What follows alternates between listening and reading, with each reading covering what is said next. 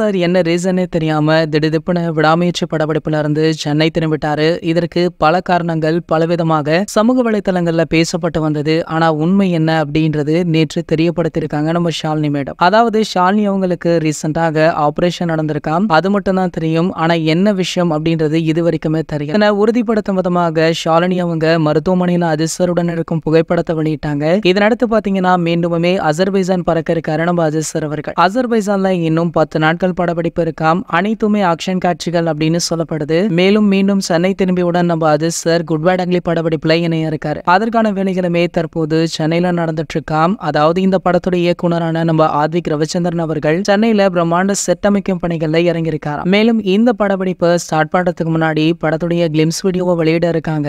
இதற்கு முன்னாடி நடந்த 20% படப்பிடிப்புல எடுத்த ஒரு சில காட்சிகளை வைத்து இந்த கிளிம்ஸ் வீடியோவை படக்குழு ரெடி பண்ணிருக்காங்களாம். கண்டிப்பாக இது ரசிகர்களுக்கு ஒரு மிகப்பெரிய ட்ரீட்டாக இருக்கும் அப்படின்ற மாதிரி படக்குழு தரப்புல இருந்தே தகவல் எல்லாம் வெளியாகி இருக்கு. இது போன்ற நம்ம அஜித் சாரை பற்றி வெளியாகும் அனைத்து செய்திகளுமே நீங்கள் உடனே தெரிஞ்சுக்க நம்மளுடைய அஜித் டாக்கீஸ் அப்படின்ற நம்ம சேனலை சப்ஸ்கிரைப் பண்ணிக்கோங்க. மேலும் பக்கத்துல உள்ள பெல் ஐகானை கிளிக் பண்ணிட்டீங்கன்னா நீங்க நம்ம வீடியோவை மிஸ் பண்ணாம பார்க்கலாம்.